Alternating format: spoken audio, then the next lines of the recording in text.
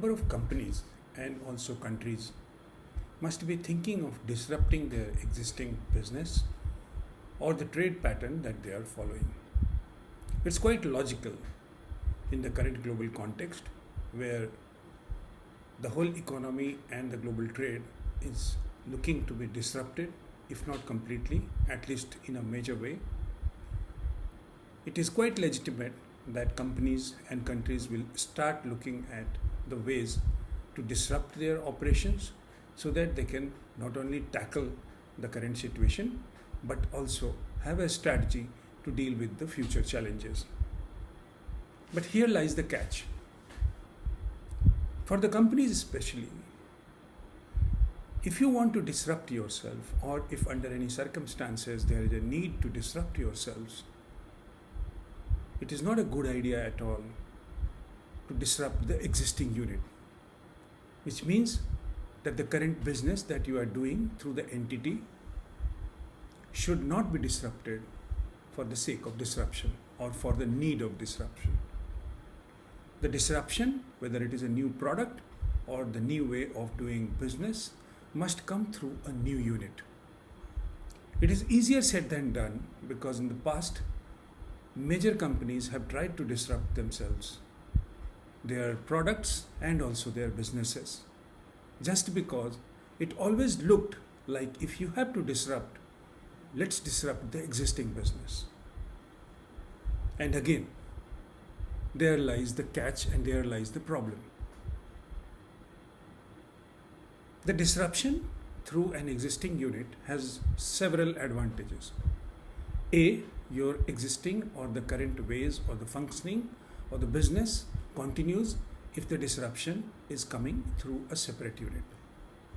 It can start slow if it is coming through a separate unit, and it can then be scaled up. And that's the ideal way of going for disruption. If you want to bring in a new product in the market, then start slow by taking chances, by experimenting, in fact, through the new unit, and slowly but steadily scale up the operations of the new unit to a level where you can transition from the existing unit to the new unit completely or partially, or maybe take a longer time to decide on whether you should shift to the new business or the disrupted business or the new product or the new services completely, when and how.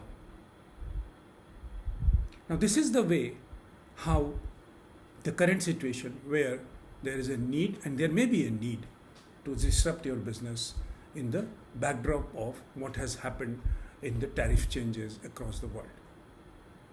Now US has come out with its own tariffs, and obviously different countries, especially China, is coming out with its own tariffs, and also EU and other countries would be looking at reciprocal tariffs.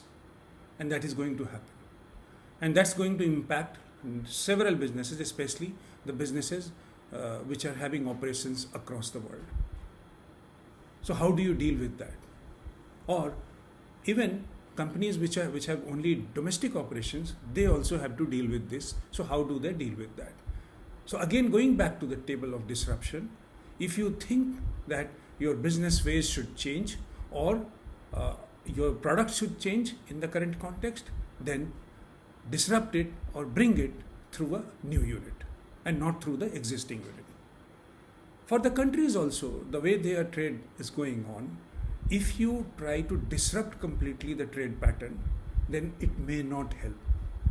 So the countries also must start thinking about changing their product line and also the way or the partners with whom they are trading right now, slowly but steadily. And this has to be a separate change, separate line of thought and separate way of functioning rather than the existing ones that are going on. And once the separate lines get established, then you have to decide, or then you may decide about shifting completely from the existing value chain mechanism or the trade pattern that you are following to the new pattern that you want to adapt.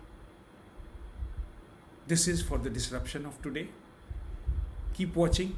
I'll be coming back with new videos, with new subjects and new areas which are related to disruption.